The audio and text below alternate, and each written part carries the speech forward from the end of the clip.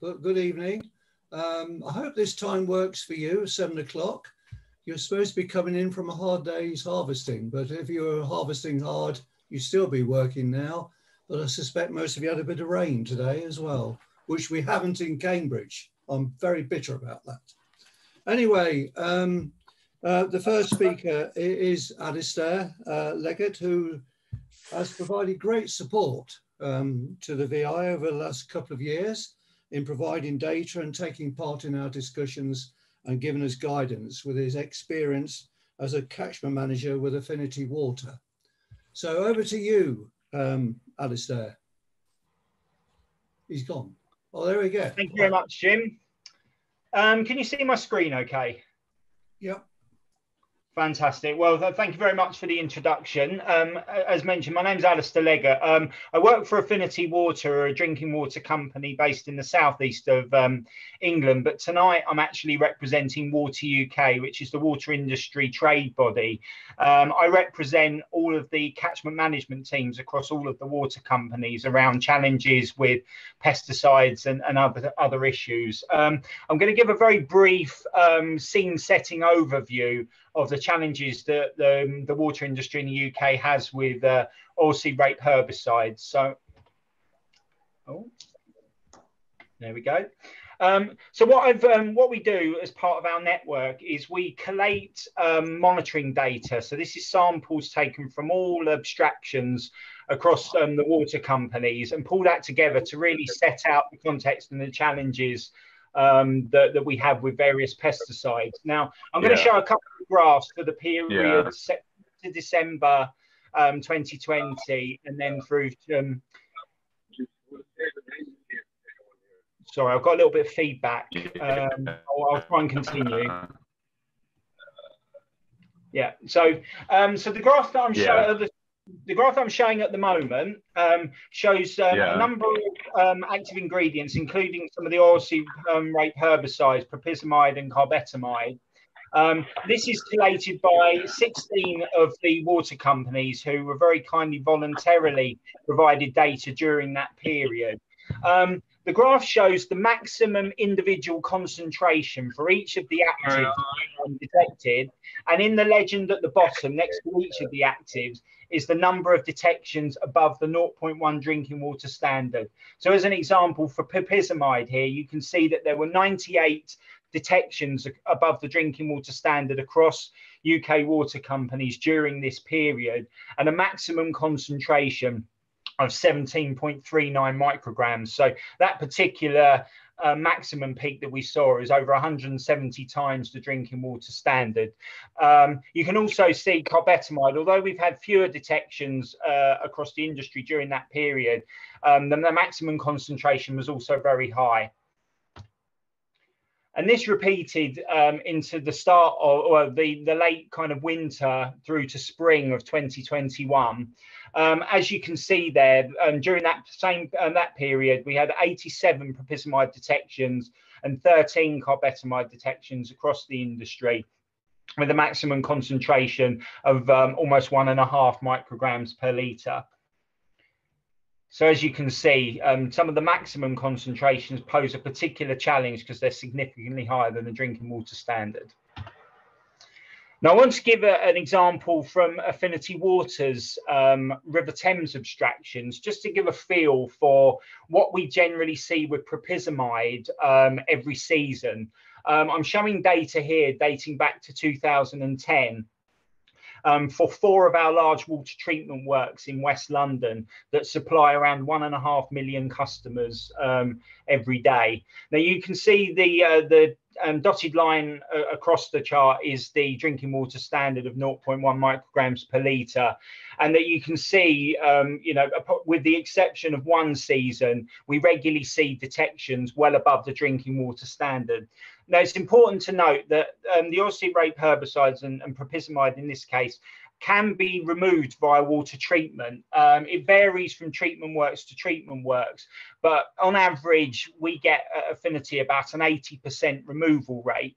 So we can manage certain concentrations of these actives through our treatment processes. But when we see some of these significant peaks, and as you can see in some seasons, we've had, 0.6, 0.7, 0.8, we're then getting very close to breaching the drinking water standard that will go out into final drinking water, which poses significant challenges for us as a company and other companies.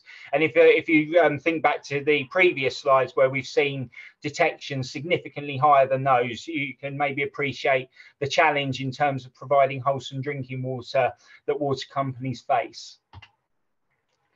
So just recapping on the national perspective, during the period September 20 to April 2021, 185 detections above the drinking water standard were made for prophyzmide particularly, with the highest concentration over 170 times the drinking water standard. But I want to focus in on one specific case study with the remaining minutes I've got left, which was very kindly provided by Anglian Water, which was an incident that occurred with prophyzmide at their Graffham reservoir over the winter period. As you can see, Graffham supplies over 1 million direct customers, but also a number of other water companies, including Affinity Water, rely on imports from Graffham Water. And they abstract up to around 400 megalitres a day directly from the River Great Ouse. This season was particularly challenging for Anglian Water because COVID-19 significantly changed the amount of consumption of drinking water, and it was particularly increased during that period. And there were challenges ensuring they could continue to supply that demand. And consumption was actually equivalent to what they would see during a peak summer demand around the bank holiday. So the scenario was that on the 10th of November in the reservoir, they had concentrations that were well below the drinking water standard.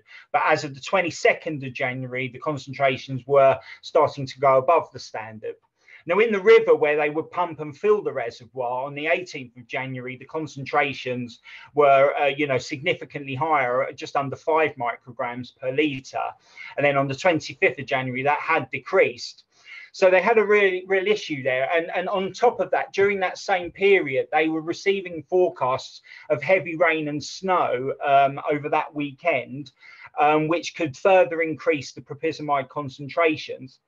So really, Anglian were in a very difficult position. They had the option of either, not pumping the water and leaving the reservoir to drain down during that period, and then face potentially a drought problem during the spring where they haven't got enough water pumped into the reservoir, or they choose to fill the reservoir, which, pumping into it a significant risk, because if they're pumping in heavily contaminated water, they very much risk breaching the drinking water standard and having a significant impact on key national infrastructure. Now, I just want to close my slide, just another slide kindly provided by Anglian Water, just to demonstrate that, as you've seen from Affinity's graph, we do see these peaks every year, which are the ones that are really challenging for us to tackle. But as you can see, the data they provided from kind of early 2015 to 2021, the average result, the average concentration for all the samples they've taken is steadily increasing. And as you can see, that average line is also significantly above the drinking water standard. All water companies have catchment management teams that are trying to find catchment-based solutions to these pesticide challenges. And we've been working very closely with the BI, raising awareness of these challenges. And we'll really welcome the presentations this evening and the subsequent questions and discussion around how this particular challenge can be met. Thank you very much. Thank you, Alastair. As you can see, prophyzmide in particular was a real problem last winter. At a time of year when they're trying to fill the reservoirs to keep us all going during a dry summer. So it is a critical issue at times. And this is what this seminar is all about, really how we can steward better oilseed rape herbicides to prevent this kind of thing happening again. So thank you, Alastair. The next speaker probably needs no introduction to me anyway, but certainly to all of you, Stephen Moss, ex-Rothamsted, who spent his whole life fighting blackgrass. I think the blackgrass won, but he will say it would be twice as worse if it wasn't for him. And he's been doing some intriguing research recently on oilseed herbicides and their efficacy. So it is with great pleasure I introduce Stephen Moss. Right, right. Good evening. I've got 10 slides. I'll go through fairly quickly. And this is some work that I've been involved with, which was funded by Affinity and Anglian Water over the last 2 years.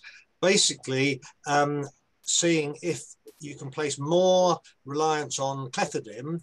This is an oilseed rate, and if you can you reduce the use of prophysmide either on high-risk fields or at low blackgrass population? So that's really what it's all about. This has involved resistance tests, particularly of clethodim, work on water conditioners. We know water conditioners are fairly standard with clethodim, but we had some quite interesting results there. And we've done field trials, 3 this year and 1 the previous year. So I shall run through each of these sections. So resistance, we do petri dish assays, we do a range of herbicides. This is just results with clethodim at 1 ppm. And what you've got here is all the populations we tested. This end is the susceptible standards. Here we've got a resistant standard with a 1781 mutation, and this is another standard with a 2078 mutation. And you've got a range of responses from those which are, if you like, more resistant or more challenging through to susceptible. I think I would point out this population. This is from one of the trial sites. So one of the reasons we do this is to sort of see where the trial sites are in the bigger picture. And this is really useful. We haven't got this data for all the trial sites. We are going to get that by sampling those. It's important to point out we're not suggesting this is a direct predictor of the efficacy of clethodim in the field. It's not done for that reason. It's really to allow us to see which are the more challenging populations and those which are less challenging. So it gives sort of a bigger picture for the field experiments. Okay, water conditioners. No, water conditioners are fairly standard, used very widely with clethodim. We did work with Exchange as being a standard, sort of well-regarded water conditioner, and indeed at the 3 trial sites, we got a benefit of the water conditioner over clethodim alone, which is a dark brown, and averaged over all the sites. We got an average of 80% control from clethodim. With the water conditioner, pushed it up to 90%. And we also got similar data on some other trials.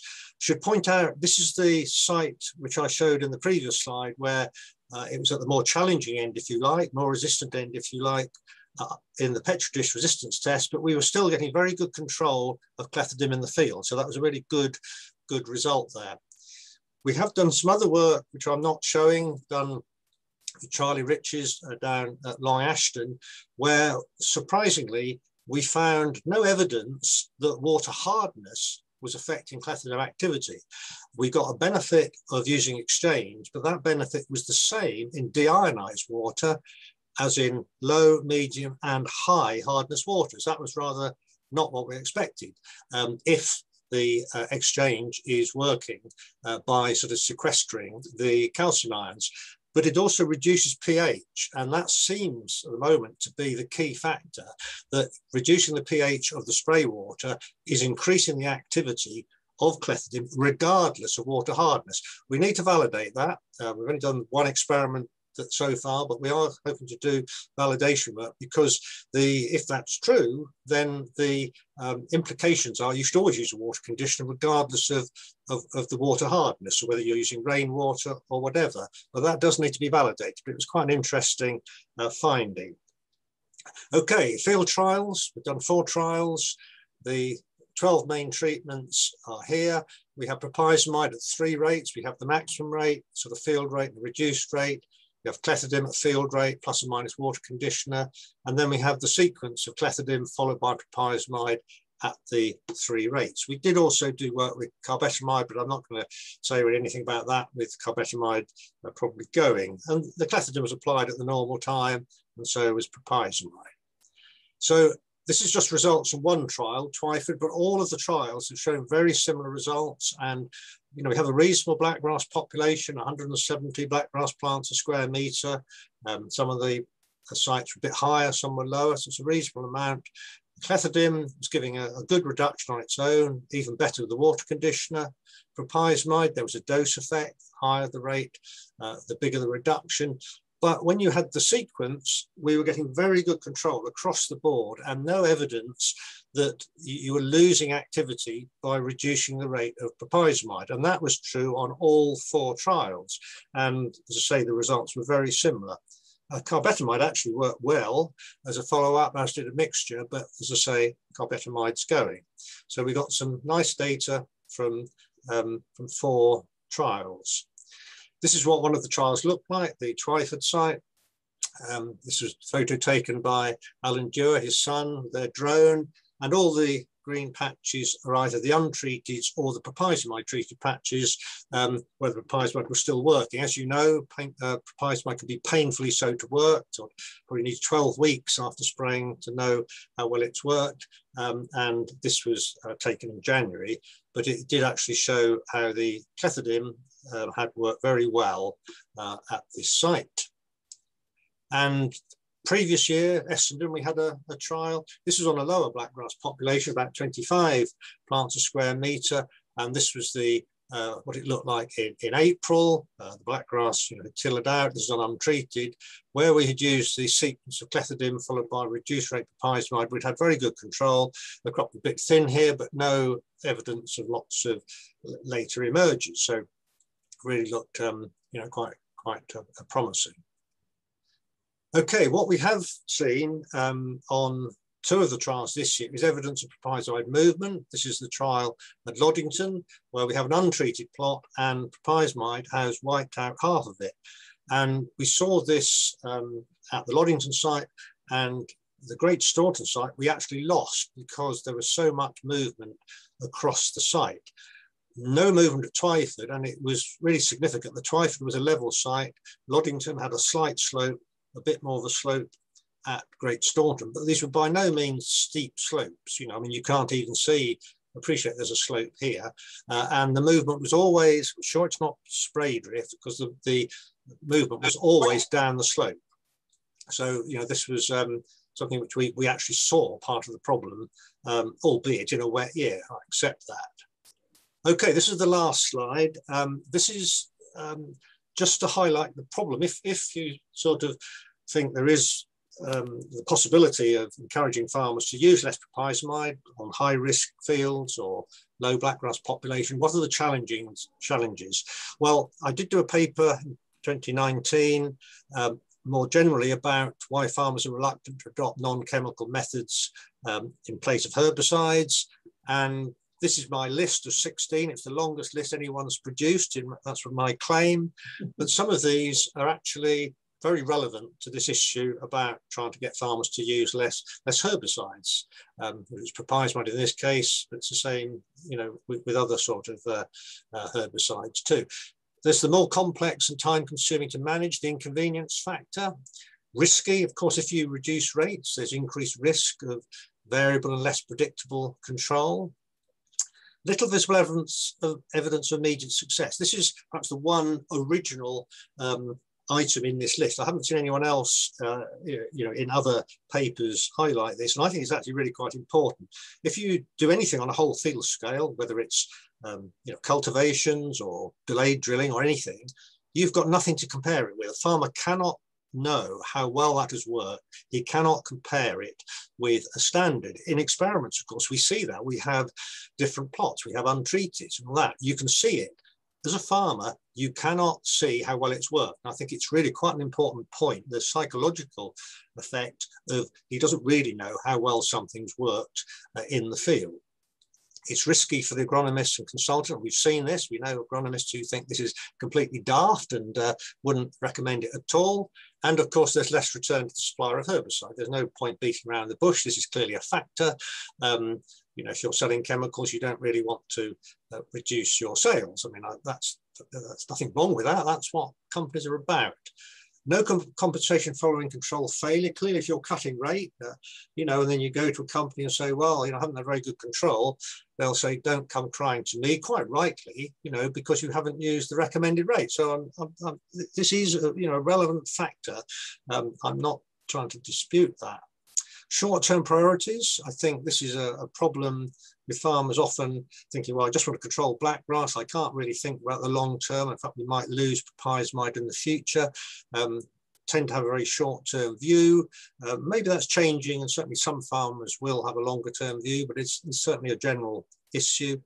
Complacency is probably not quite such an issue. I think the belief that new herbicides will solve existing problems, I think most farmers do recognise that there aren't going to be a huge number of new herbicides coming along regularly as there were in the past. So this is perhaps slightly less relevant, but it's taken a long time for farmers to get to that stage. And dependency on favourable weather, of course, you need good weather to get the most out of herbicides like prophysmide, and the last 2 years have been quite favourable for prophysmide activity, also quite good for clethodim. So, you know, I do accept that, but who knows what the weather's going to be like this autumn. So I think it's, you know, it's fair to say there are lots of challenges getting farmers to think about this, but if the alternative is to lose prophysmide altogether, which is a real possibility, then I think something's got to be done. You know, the can just can't be kicked down the road forever. And I'll stop there. Thank you, Stephen.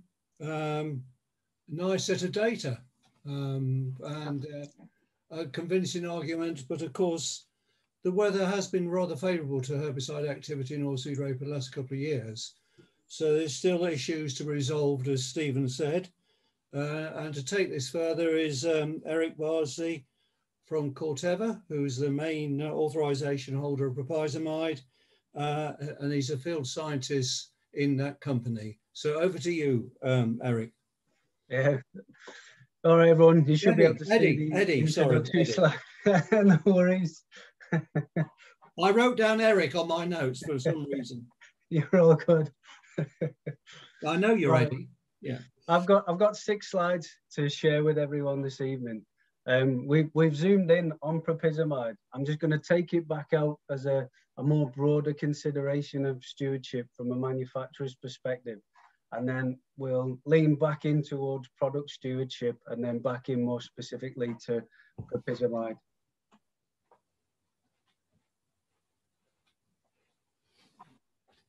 Bear with me, my computer's on a bit of a delay. So first off, I think it's important to highlight that stewardship is part of the thinking throughout a product's life cycle at all steps. It's a factor, you know, when ideas are created and when the people around the table thinking about the solutions that might be useful for growers. So, you know, such solutions might include those that can be addressed through seeds and traits. So the blue circles on the slide here, and that can result in, you know, varieties with like PT303 with sclerotinia resistance. And these solutions also include plant protection products, so the green circles on the slide, and that can result in herbicides like prophysmide. And I think it's useful to highlight all the areas stewardship plays a role. If we're thinking about products then on our green circles from left to right, you know, it's research and development, manufacturing, storage, transportation and distribution, integrated pest management, responsible use and container management. And thinking about all these points, I think a successful stewardship plan will obviously involve training, education, communication, both internally and externally. And we're lucky in oilseed rape, you know, if we think about oilseed rape, that training, education, communication. If we think about responsible use, then for oilseed rape herbicides, you know, we've got the Thinkwater campaign. It's a campaign involving manufacturers, the VI and water companies working towards a shared goal, which in this case is to reduce the risk to water of herbicides used in the production of oilseed rape. And you know, I'm not going to go through all the points on the slide, but one of the key considerations is the management of the crop to integrated pest management principles. And I've pulled up a definition by the European Commission here. I'm going to quote it. Bit of a mouthful, so I'm going to have to read it out. There's hardly any punctuation in it, so I reckon it's written by lawyers. Integrated pest management means careful consideration of all available plant protection methods and subsequent integration of appropriate measures that discourage the development of populations of harmful organisms and keep the use of plant protection products and other forms of intervention to levels that are economically and ecologically justified and reduce or minimize risks to human health and the environment. Integrated pest management emphasizes the growth of a healthy crop with the least possible disruption to agro ecosystems and encourages natural pest control mechanisms. So if I jump to my next slide. Part of the definition there we've just had stated, keeping the use of plant protection products and other forms of intervention to levels that are economically and ecologically justified. So if we're going to keep our products performing well and therefore performing economically, then we know that resistance management is vital. For the UK, blackgrass is a good example of this. We've got resistance widespread to ALS and ACCA's modes of action. So resistance management is a key consideration throughout the rotation. Looking at the bar chart here, you can see that the prophyzmide, the continued high performance of prophyzmide on blackgrass. Look at the blue line at the top, we stick at or around 100%. If we look at the orange bars, which is the ALS standard, you'll see that it's clear that resistance has increased since 2013. And again, taking us back to the blue line, it's evident that the resistance to prophyzmide is not evident. So in order to maintain that level of performance of prophyzmide, we of course need to use the product properly and responsibly. And for prophyzmide, as we've heard already, that means attention to water is paramount. So not only applying when conditions are sound, but mixing, filling and cleaning with appropriate care to reduce those point source contamination risks. And one such initiative which can help with point source difficulties is Easy Connect. So Easy Connect, it's a closed transfer system that makes filling sprayers faster, easier and safer. And Easy Connect involves the collaboration of a number of manufacturers. And I think this highlights the importance of working together. And it also highlights the importance all manufacturers place on stewardship and the responsible use of plant protection products. And I think, yeah, successful stewardship relies on successful collaborations with all the stakeholders.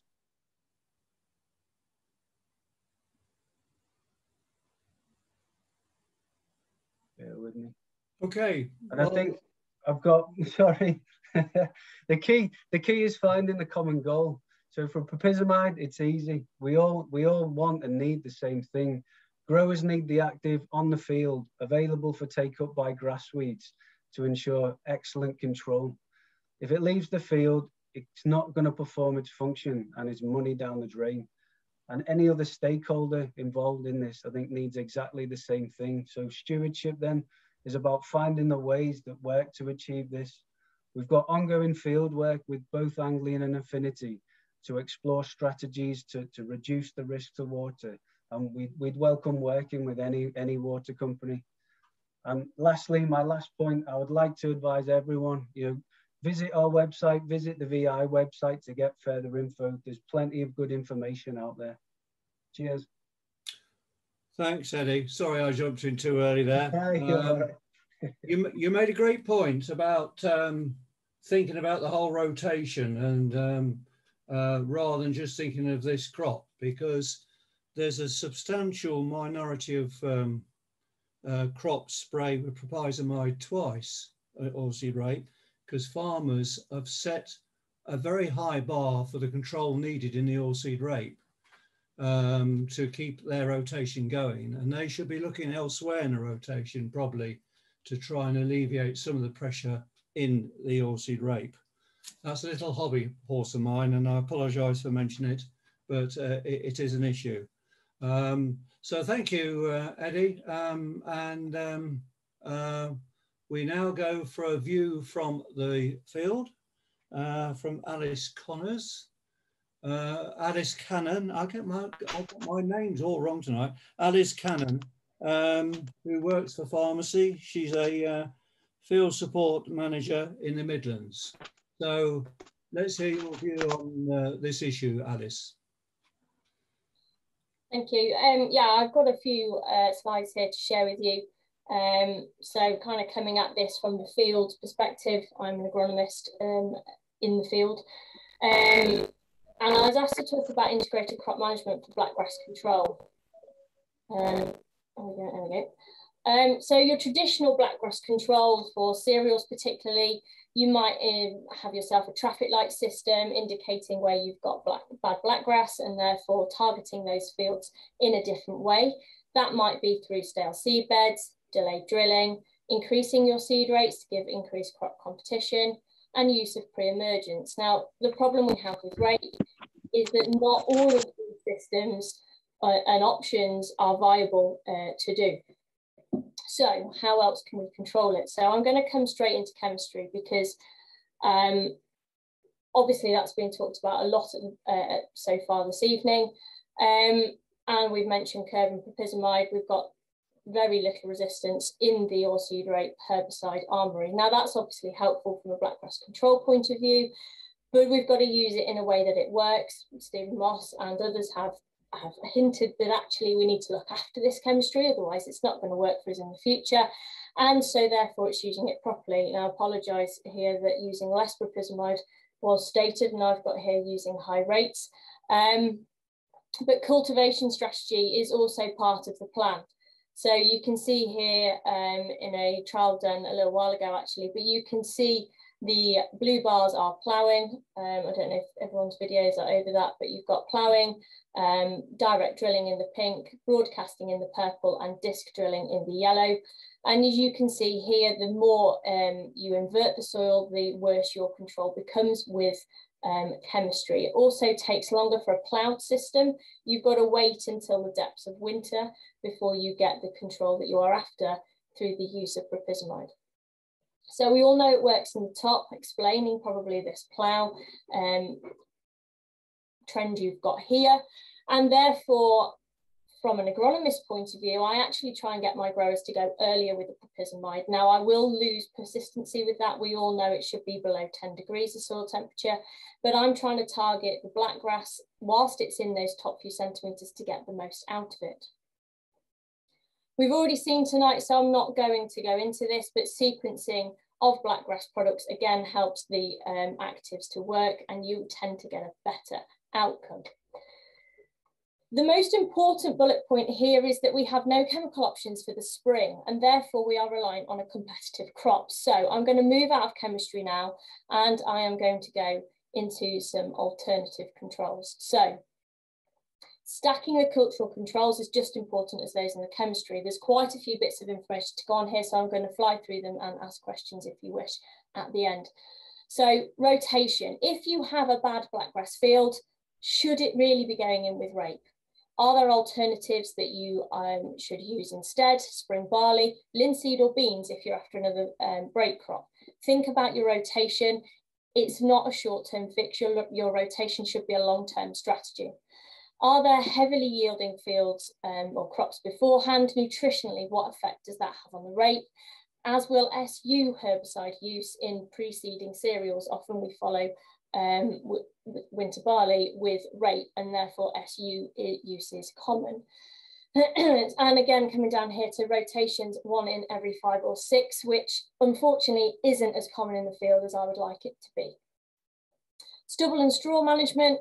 We need well-established rape crops. That's the whole point of the integrated controls here. Managing your straw and stubble is paramount to getting the rape off to a great start, as is your seed bed and your cultivation. And if nothing else is learned from my part of tonight, is that actually establishing your rape crop is the best part of, or the most important part of growing rape in the first place.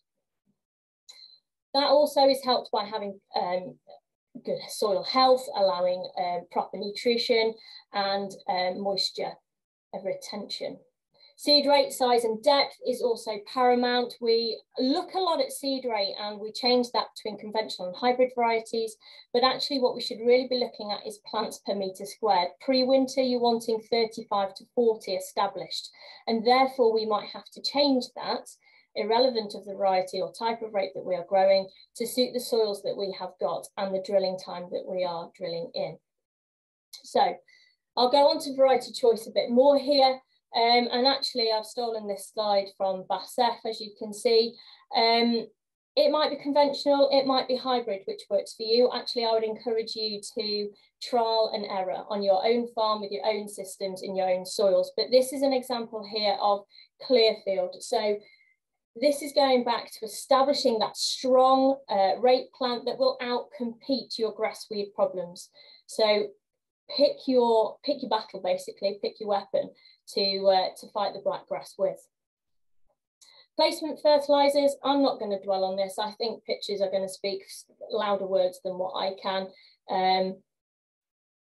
Get your rape off to the best start it can do. Not only won't help with black grass, but it'll also help with those little black beetles that seem to be the bane of our life as well. Fertilizer placement, we've just gone into that. I'm not going to dwell. But placing P won't move in the soil, so placing it where the root is absolutely paramount, but also it will help with your nitrogen uptake. We all know nitrogen is going to lead to yield and biomass production. Catch cropping, it's quite vogue at the moment. Will it help against flea beetle? I'm less convinced. Actually, what it will do is improve your soil health and condition, and therefore you will have a better seed bed, you will have less viable area for blackgrass to grow, and a better rape crop to compete with the blackgrass that might be there. Forecasting. Grow your rape when you're going to get moisture, not when you feel like it, not when the field's cleared. You've got to go when the moisture's there. Let the rape grow off to the best start it can. Herbicides we have mentioned, and manure use, again adding back into that fertilizer argument we spoke about earlier.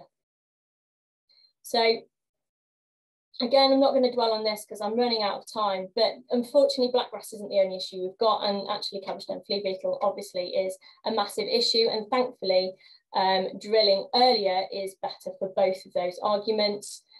So how do you drill it? Actually, the better yield comes from the lighter till. Why is that? That's because actually we're managing the upper surface. We can reach the upper surface. We're drilling into moisture. We're holding the moisture where the seed is. And actually you can control blackgrass if you know where it is. You can target it, you can reach it. A lot of people are going to drill through the true subsoiler leg, and that might be effective for some, but in my opinion and what I see in the field is actually that leads to really variable seed depth. It allows weed pressure to be increased. You get increased moisture loss, which, as we know, we struggle with anyway this time of year, and it also adds to flea beetle. So actually what I would do, and I recommend, is reducing that tillage where needed or where can be done. If you need to go deeper, if you have compaction, obviously you'll have to take that out. I'm going to finish on companion crops. They are vogue at the moment, like I say.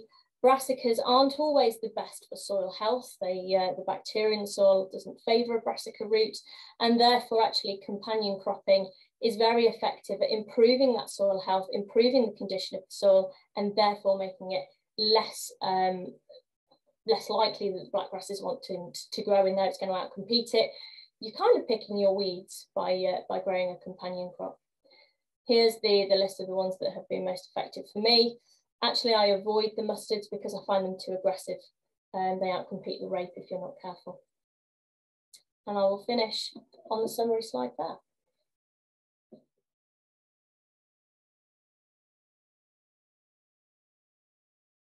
Jim, can you hear me, Neil? Yes, that's fine. Go ahead, Phil. Jim, firstly, can I thank you very much for introducing the speakers and holding the fort for me while I wrestled with technology. Thank you very much indeed. I'd like to go straight away to one of the questions, if I could, Alastair. And I didn't introduce myself as Phil Jarvis. I'm the chairman of the Voluntary Initiative. But Alastair, there's a question in there about the Great Ooze catchment. I don't know if you'd picked up on that, and whether it had been monitored, as the national area of oilseed rape has fallen dramatically over the period of the graph. Have you been monitoring that catchment?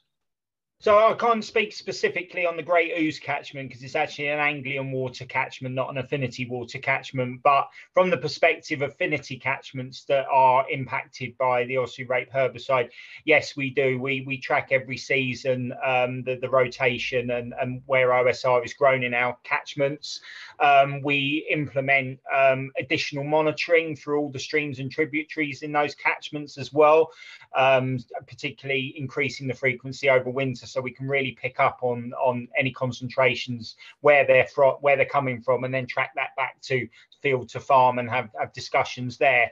We have noticed there has been a decline in the amount of oilseed rape grown in the Affinity catchments, but we haven't necessarily seen a similar decline in the herbicide concentrations, particularly prophysmide, as you saw from the last Anglian slide. Even with the kind of area of OSR decreasing, the amount of prophysmide is increasing. So really, that's why we're just trying to look for any kind of possible catchment-based solutions to reduce, particularly those peaks that we see, in order that treatment can basically deal with the rest. And hence why we've been involved with both Corteva and the work with Stephen Moss, trying to leave no stone unturned in some of the options that we can potentially explore. And I suppose what really, as well as depending, it doesn't really matter the area of oilseed rape whilst it might be declining. If conditions at those critical times of the year aren't right, because prophysmide is so mobile, that potentially can cause the problem. Absolutely, and you probably saw from the Affinity graph from the River Thames that some of the highest peaks corresponded with those wetter winter periods. So weather definitely plays a factor, and obviously when the products are applied to land, particularly prior to rainfall, that's an area of significant risk for us, and we do see increases in concentrations in both the rivers and abstractions when drains start to flow as well. So we know that that's an issue, and really keeping the actives on the land, doing what they need to do is absolutely key to this. We recognise that this is challenging, and in the Affinity area, we've been kind of funding an on-farm weather station network across some of our high-risk catchments in order to better inform when spraying should be taking place. So it is something we absolutely recognise, and we also recognise that geology, topography, all of these factors do play a role as well, soil type. So, every solution in every catchment is going to be different. Excellent, thank you. I'd also like to welcome Turkan from Baku in Azerbaijan. I didn't realise the VI had such a wide influence, but you're more than welcome, Turkan, and thanks very much for joining us. I just wanted to turn before I come back to Eddie on the Easy Connect question, I wanted to turn to Stephen. Stephen, before we get on to some of the take-home messages from your presentation, that question from Bryn in the chat room said about considering other grass weeds, more prophysmide being used in the West for control of ryegrass and brome, also the move away from pre-ems to post-ems, which often involve astrocurb and prophysmide. This potentially could be another build-up of mobility of prophysmide. Yeah, it could be. I mean, certainly you have to consider, the other weeds. And one of the issues with ryegrass is that clethodim may be less effective on ryegrass because these mutations which give resistance to clethodim are much commoner in ryegrass than in blackgrass. Why that is, no one knows. But when I had a PhD student working on ryegrass, and one of the mutations, the 2078, was the most common mutation in ryegrass, and that is the very mutation which tends to give resistance to clethodim. And so there is an issue there because you're perhaps less able to place reliance on clethodim, at least with some populations, and you are more dependent on prophysmide. So I think you do have to consider the weeds and the individual situation. And indeed, this is where actually having some knowledge of what the resistance status is to clethodim, whether it's in blackgrass or ryegrass, is quite, is potentially useful. And I say it is a key point that, we're not saying reducing prophysmide across the board, but if one can target it on low blackgrass populations, or particularly these high risk areas or parts of fields, then I think there is some potential there. But you do have to consider each individual field without doubt. There's a couple of things that are coming through from the presentations, and Alice, you mentioned it about putting prophysmide on earlier. But Stephen, if I just stay with you for a minute, and then I'll perhaps bring Alice in. One of the messages you seem to say in your presentation, and correct me if I've got this wrong, but clethodim at 120 grams, followed by a prophysmide at 500 grams, was pretty much, could be nearly as effective as prophysmide at full rate. Is that what your trial was telling you? That was on the 4 trials we did. We're not saying that's always going to happen, but I think one of the key points is you don't have to make a decision on how much prophysmide to put on in November or December till you can see how well the clethodims work, because clethodim works much quicker than prophysmide. And I think that's quite an important point. So it's not just to say that you start off thinking, oh, I'm going to use this rate of prophysmide. You actually get knowledge as you go along, and you can see how well clethodims worked. And in the trials, you know, we did those assessments before prophysmide went on. And I think that's quite an important point, you know, so you're not going into this sort of, you can go into it with open eyes to some degree. I think that is quite important. And Alice, just to come to you here, would you think earlier application of prophysmide and clethodim potentially could give you better control and also protect our watercourses somewhat more?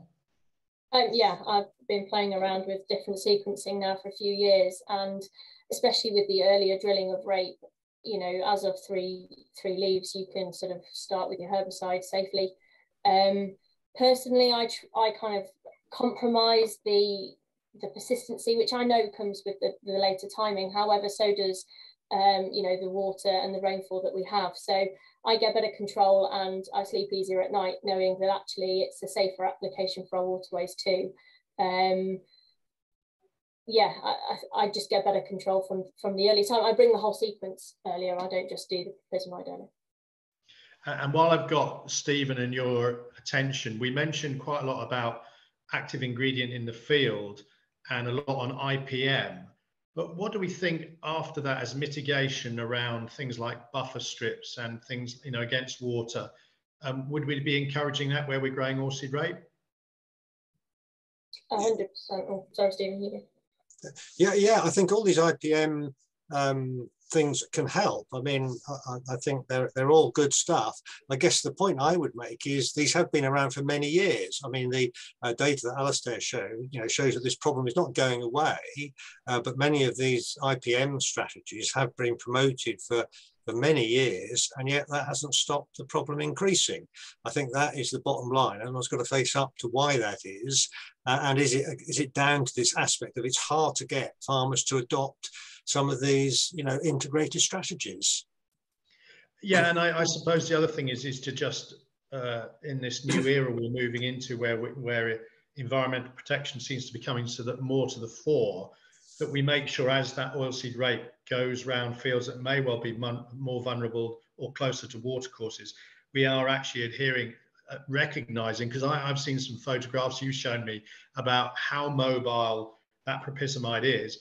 And if you've addressed it on IPM, you've addressed it with the sequencing on active ingredients, then actually making sure when the oilseed rape crop comes round into that field that you have got a buffer as well is double insurance, if you like.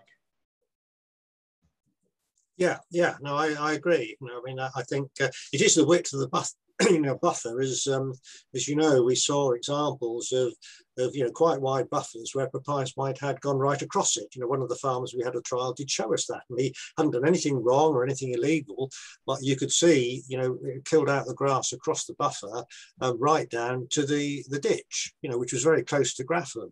And you know, I don't think the farmer showed us that he felt he had done anything wrong, and I don't think he had, but it did show. Albeit it was a wet autumn, one has to accept that, but that buffer was certainly, I don't know how wide it was, but it's certainly more than 6 meters. Yeah, I think that's a key point, isn't it? That the last couple of winters we've had unprecedented rainfall, really, haven't we? At the times when prophysmide's typically applied, and if that's going to be the case going forward, if we're looking at that as a climate change, then I guess you have to review how you use these products to make sure you get the best out of them, and yeah, they don't end up where they shouldn't. I think we've got Eddie, sorry, Alice, go ahead. I was going to say we've got a nice opportunity currently on farm with the way that farming is changing, and you know, we're going to get more reward on farm for buffer strips for any environmental work that we are doing, and I think it's a great chance to review what we are doing on farm and encourage more buffer strips, encourage thinking about where we put crops. I know as an agronomist I spend a lot more time around a kitchen table now than what some of my colleagues do, and actually there's a lot more weight and gain from sitting around that table and planning and plotting what you're going to do, because you know, Eddie's just mentioned the climate is changing, the situations we've got is changing, we've got to adapt to that, and I think we've got a nice opportunity to bring in some buffer strips and get paid for them.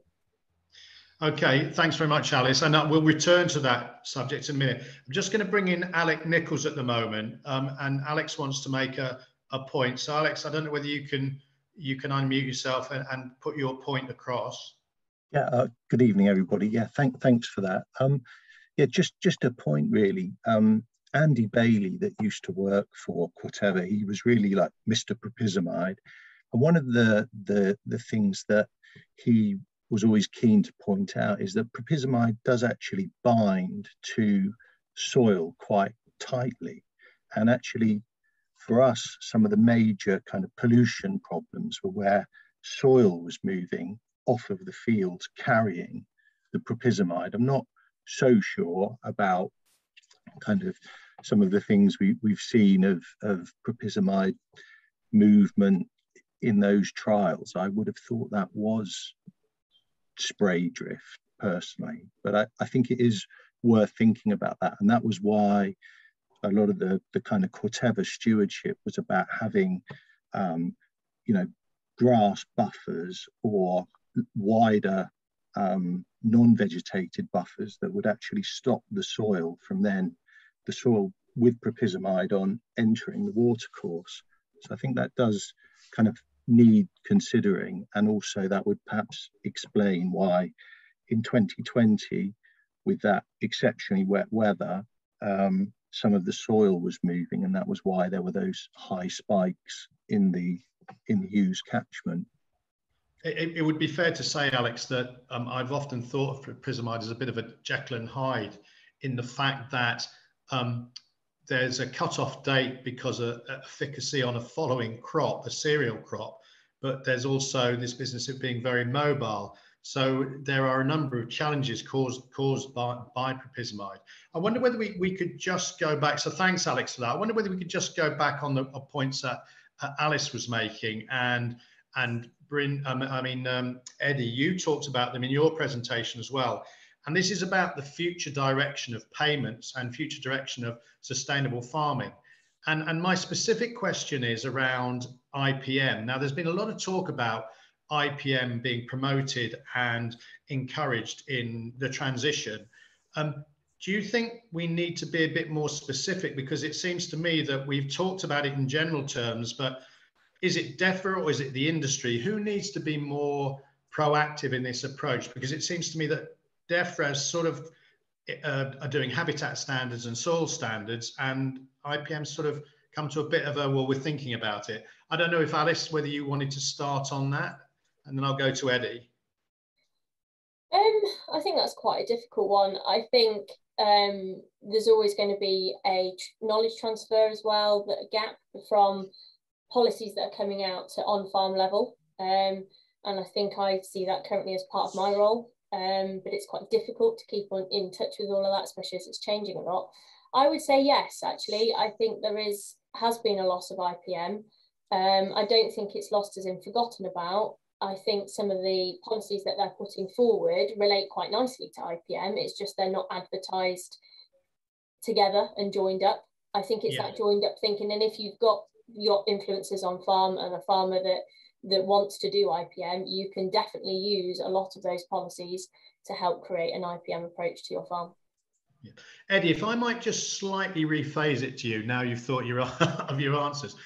In the National Action Plan that's just gone ahead as well, we've seen a slight change in emphasis on definitions of principles of IPM. And I think this might be quite an important thing. So that the definition you read out from the Sustainable Use Directive some of that might change. How important do you think it is that there's some clarity when that definition comes out in the new action plan, so that we all know what we're talking about with IPM? Because the one word I would just concentrate on is what happens if economics tends to take a more backward step and disease resistance isn't as much to the fore. Do you see where I'm going with this? I wondered if you had any views on that. Yeah, I mean, I guess it's helpful if there's a definition which everyone works to. But I think, I don't know, Alice, you might have a comment. I think on the ground, growers and agronomists, it is part of the thinking. They are a lot of stuff that happens. You could reword it as an IPM strategy. It just may not always be evident to the people doing it that it is an IPM strategy. I think, yeah, as Alice was saying, with the reduction of the basic payments and payments for environmental considerations, it is going to become a bigger deal on farm, but I think it's already there now. I think, you know, resistance to blackgrass has been around for a while, resistance to ryegrass and other grass weeds has been around for a while. So considerations on managing those across the rotation and not just considering chemistry. I think we've had that, haven't we? We've had that for a number of years. Okay, while I've got you, Eddie, there's a question there that I said I'd get to, was about when Easy Connect system would be rolled out across the industry. Have you any idea about where? I mean, yeah. It's not just Corteva, is it? It's not. It involves a good number of manufacturers. I don't have a date of when it's expected to be, unrolled commercially, but there's lots of work going on still. It's in development. It's looking good. So, yeah, it's on the horizon, shall we say? I can't give a date because I don't have one. Okay. Alice, I'm just going to, before I come to Alastair and ask him about some take-home messages, there's a question in there about cabbage stem flea beetle. I don't know if you'd seen it, and I wonder whether you had any views on that. So my personal approach so far is that I haven't seen a massive effect on adult populations and damage. I've tried a few things, and I think actually the only thing that is consistent for me and flea beetle is getting the rape crop up and away, drilling it into moisture, drilling it early. There's some work done from Syngenta that actually suggests they've had some quite significant results through the use of companion cropping. Buckwheat, bursting clover, and possibly fenugreek, but I might have made that bit up, have been the better species to use. Would I rely on it? No. The Syngenta work, and Max is in the audience if he feels free to correct me at any point here, does show that use of insecticide has increased their control. Myself, I wouldn't rely on them. Okay. And my thanks to Max from Syngenta here, who tells me that the Easy Connect pilot is going to be worked on in 2022 with a wider launch in 2023. So thanks very much, Alastair. With that in mind, would you think that not only application within fields, but making sure we're not spilling in the farmyard is going to be really crucial, not just for prophysmide. There's a number of benefits from Easy Connect. Spillages is one, and operator health and safety is another.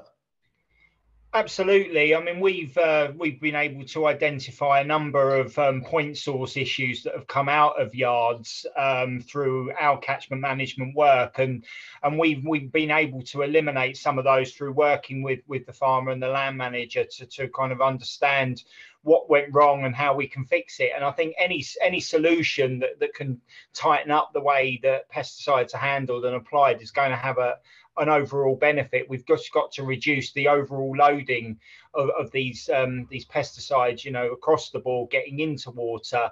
It's worth noting that the water industry has a standard for individual pesticides, but also has a standard for total pesticides of 0.5 micrograms per litre. So anything we can do to reduce that overall loading, and then water companies can actually manage the rest through their treatment processes.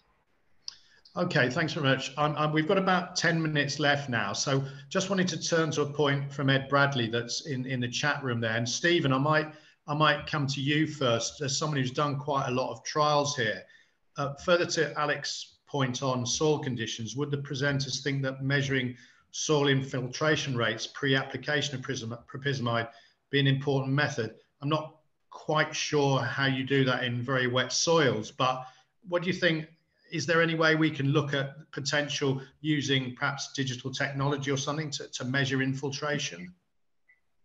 Well, I'm sure there's something that can be done. I think, you know, I can see all sorts of practical problems of doing it on scale at a economic cost. And of course you need a crystal ball to know what the weather's going to be like, you know, in the next few weeks. It's possible, but, you know, I think a lot of these ideas sound good, you know, they're certainly perhaps worth considering, but I would be a little skeptical, you know, how much it would actually help. We still have, for example, you know, maybe someone else would want to answer the question about how much they think the problem is down to point source contamination and how much is, you know, leaching off through drains. That's been one of the sort of questions been asked for many years. It always seems to me that point source has been identified as a problem, but if that hasn't been sorted out by now, well, don't you think it should have been? I mean, it is a, you know, obviously it occurs, and it is preventable without any doubt. I mean, I'll just turn that back to Alastair as well and say, have you got a feeling or have you any information about whether you think this is from surface runoff, or is this from or, you know, from point source, or is this diffuse and from drainage? I think it can vary. I think every kind of exceedance and high concentration we see can either come from a point source. There is information around the, you know, the percentage that potentially comes from the yard, but I know that, you know, every catchment's different, and we have to really look at what is actually happening with each individual issue. And you know, we've seen ranges across the board. We've seen, you know, peaks when we've seen drains flow. We've seen peaks after high intensity rainfall, so most likely surface runoff, and we've seen peaks that have been specifically linked to the yard. So I think it's a variety, and I think we have to look at each individual situation and identify the issue and find the solution from there. And that's why I'd encourage, you know, all farmers and agronomists to engage with a local water company, because most companies are out there doing intensive monitoring of these catchments to try and understand the problems. So yeah, I think it can vary, but you know, I wouldn't want to say it's one or the other. Okay, so Alastair, while you're still on, and there's one take-home message as well about engagement with water companies as well. What other take-home messages would you make from your presentation and from what you've heard today? You maybe a couple of points that you know think are really important for both agronomists, the industry, and growers to take on board. Well, I mean, obviously, the evidence shows that the problem isn't going away, and water companies are, you know, trying to find solutions to this, you know, a pragmatic solution, because we can't always rely on end of pipe solutions. And I think one of the messages, building on the point about engaging with your local water company, is that water companies are trying to find a pragmatic solution to this. We understand the need for these actives. We understand the benefits of them used in the right way, but we also have obviously our own challenges to meet, and we're keen to find those pragmatic solutions and build on the knowledge and evidence base to actually demonstrate what works and what doesn't work. So, you know, I can speak on behalf of most companies that we're really keen to find those solutions, and particularly with these actives where actually treatment can be effective in dealing with them. It really is the key for water companies about reducing those peaks that we see, and if we can potentially spread those peaks out so they're not quite as high, then, you know, I think, you know, in effect, meet at the middle. Our treatment solutions can deal with it, and we can, you know, we can manage that issue in the catchment as well. So I think, you know, and this is why, you know, the likes of Affinity and Anglian have been working with Stephen and Eddie, you know, because we're just trying to build up the knowledge and evidence to understand what works and what doesn't work. So we just really want everybody to engage in that process and you know, share knowledge, share experiences, share successful IPM strategies, and then we can, you know, we can start working with farmers in our catchments and potentially incentivize and fund measures that will will drive those success, because, you know, if we fund measures in the catchment, they're going to be significantly cheaper than finding solutions at the treatment works. That's great. Thanks very much indeed, Alastair. Eddie, if I just came to, you know, Alastair's talk, I know you've been engaged in conversations from Corteva with water companies as well, and it's really important for the industry to be proactive. What sort of take-home messages would you give from what you've heard tonight and what you've presented? Yeah, I'll come back to Ed Bradley's point. So if we're considering applications of propysmide and whether infiltration, water infiltration would help. So if we've got better infiltration, then that suggests we've got more pore space. And we know when you apply propysmide, it does bind to the soil, which is why the following crop restrictions are longer than other actives. So if you've got that more pore space, better water infiltration, you're less likely to be at any risk of applying propysmide on saturated ground where it won't get the opportunity to bind to soil and therefore it'll move. So it does suggest, Ed, I don't know if this is where you were going, but as Alice was saying, that soil health consideration and improvement would help mitigate the risk of propysmide moving off the field. I think my take-home message is that you know, propysmide is an important active, and it does a job on a weed that causes many issues, and indeed on ryegrass, as Bryn mentioned, over on the west. But it's not without its risk, and we need to be considerate of the whole rotation, and indeed specific fields that maybe, as Alastair said, that on your highest risk fields, maybe you don't put those into oilseed rape. Maybe you're better off putting them down to a 2-year lay and dealing with the problem that way.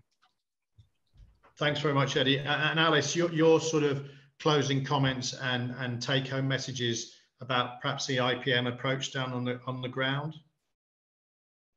I think there's so much you can do with IPM. I think it's sit down, plan, educate yourselves as to what the options are and what's going to work for your farm, because there's so many options out there that we can do, and concentrate on good soil health and establishment. That will set you off financially as well with good crop yields. Excellent, thank you very much. And Stephen, if I come to you finally as well, you know, I wrote some things down about the use of water conditioners, the use of sequences, and then possibly from some of Alice's stuff about going a bit earlier. And there are a whole host of things that we really have got to try and encourage to address this issue of propysmide in water. What would your sort of final comments and take-home messages be? Well, yeah, it is an issue. I think all of the things we've discussed will help. I mean, I think the key thing is how you get us across to farmers and agronomists and to get them to actually do something in practice. You know, that is the challenge. As I said, we've had this problem for a long time. It's not going away. If anything, getting worse, as some of the data showed. So they've really got to, you know, farmers have got to be really convinced that they have got to do something, and that is the challenge. And it needs everyone to, you know, to pull together to promote all these different strategies, but really to make sure something's done, because, as I say, a lot of these strategies have been promoted before, and it comes down to understanding farmer psychology as much as everything, which you know, sounds a bit odd, but that's what it comes down to, getting farmers to change what they're doing. Okay, thank you very much indeed, Stephen. And I just point people to Alex's comments in the chat room there about the guidance on propysmide, and there's some really key points. And you know, writing down those points about field drains not running or not likely to for 7 days, less than 5% field slopes, not bordered by a watercourse, making sure there's 6-meter buffer strips. And the other one is about not subsoiling in the previous 6 months, so just before an oilseed rape crop. These are all really good, solid, encouraging ways of trying to keep the plant protection product working in the field for us. Unfortunately, as always, time is going to beat us, but can I just say thank you very much indeed to Stephen, to Alice and Alastair and Eddie. Thanks very much. And Jim, thank you very much indeed for kicking us off. Thank you very much to the speakers. I would like to just add that we have got another webinar on the 1st of September, which is really designed at the farmyard here. So top tips for filling, mixing and maintenance. and it's a bit of an early bird one, because we're hoping to attract some spray operators into this one as well, so we can look at what best practice is in the farmyard. Once again, thank you very much indeed to our speakers. Thank you very much to you as an audience for listening and tuning in, and we'll catch up with you next time. Thank you very much indeed. Thank you. Thanks.